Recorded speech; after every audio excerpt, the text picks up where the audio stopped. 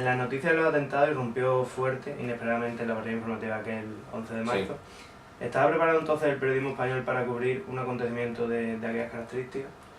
Esa pregunta no es muy adecuada para mí, pero yo te diría que sí, que estaba preparado. Otra cosa es que lo que hizo luego con esa preparación, pero preparado estaba. Había periódicos y medios importantes, muy curtidos en muchos otros acontecimientos importantes de la historia reciente de España y del mundo, así que preparado estaba. Lo que pasa es que, te lo repito, luego cada uno hizo, en fin. ¿Qué papel jugó la prensa escrita? La prensa escrita, el papel de la prensa escrita fue más importante a posteriori. En los días del atentado fue la radio, el papel fundamental fue la radio. A posteriori la prensa escrita, sobre todo a partir del evidentísimo intento de manipulación de la historia por parte del gobierno. Entonces ahí la prensa escrita se dividió, las aguas se dividieron en dos, los que apoyaron la tesis del gobierno, entre nosotros El Mundo, La Razón y poco más, y todos los demás. ¿Podría considerarse el 11M como el primer gran reto al que se enfrentan los medios modernos, sobre todo la televisión, en España? No lo creo. En España hubo otros acontecimientos importantes antes. La propia transición, toda la época de la transición y sobre todo este tema del cual no puedo hablar porque no lo conozco a fondo, el 23F. Ahí los medios fueron importantísimos. De hecho, acuérdense, cuando el 23F, el diario El País, que en aquel momento era bastante distinto a lo que es ahora, sacó aquella famosa portada en una edición extra que pone El País con la Constitución. Eso sí que fue importante. ¿Hasta qué punto fueron clave las nuevas tecnologías en la cobertura del 11 de marzo? Las nuevas tecnologías no sé si tuvieron un papel muy relevante. Te lo repito, para mí los dos medios clave fueron el primero la radio. Por ejemplo, yo te cuento mi caso, yo escucho mucho la radio, ¿no? Y estaba por la mañana escuchándola y escucho lo de los atentados. Y ya luego, cuando salía a la calle, recuerdo que tenía que llevar a mi niño al cole, que era pequeño, ahora ya estudia aquí en la facultad, y me fui con una radio pequeña pegada al oído.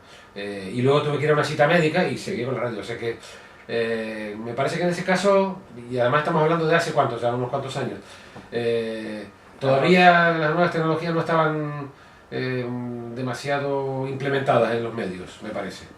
Al coincidir con unos comicios electorales tan próximos, ¿cree que fue mucho más notorio el partidismo y el alineamiento político de los medios? Absolutamente.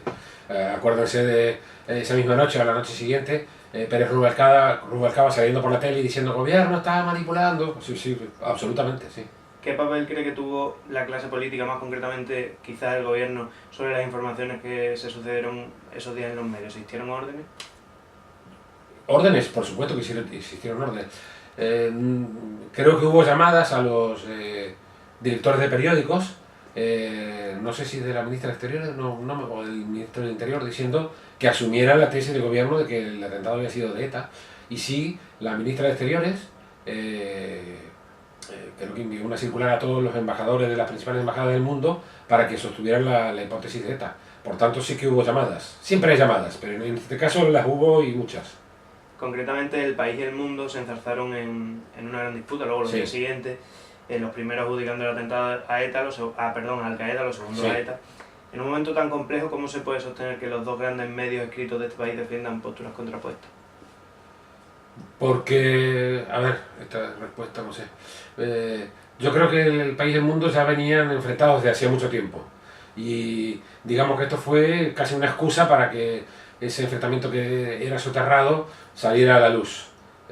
No nos olvidemos de una cosa, al final, y aquí no hay ideología de mi parte, o la hay, pero también hay datos objetivos.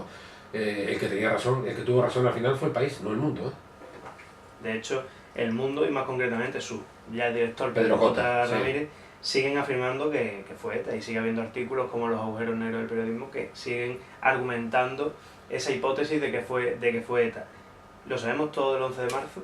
¿O puede haber cierta base hipotética para sostener eso? A ver, saberlo todo es imposible porque nunca se puede saber todo de nada. Lo de seguir sosteniendo que fue ETA es más o menos como los que dicen que, yo qué sé, que a Kennedy lo mataron unos extraterrestres. Me parece totalmente absurdo, simplemente es mantener algo por el solo hecho de no dar el brazo a torcer. pero me parece totalmente absurdo. Yo creo que lo esencial lo sabemos, y sobre todo lo interesante es esto, no lo sabemos por la prensa, lo sabemos por la justicia, con un juez, ahora se me ha olvidado el nombre, Bermúdez, con un juez que no era de izquierda precisamente, con lo cual uno podría pensar, este va a asumir la otra tesis. No, no, no.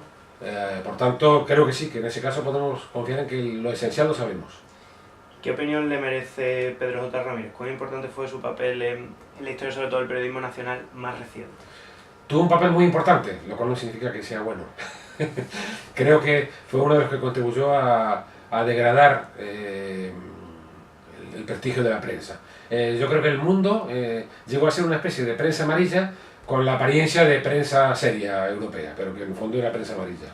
¿Y Juan Luis Cebrián? Juan Luis Cebrián, el papel que tuvo pudo haber sido interesante, pero me voy a tener el papel actual. El papel actual ha sido destruir el prestigio del diario El País. Y en ese caso, en ese sentido, se ha aproximado, mira por dónde, al propio Pedro J.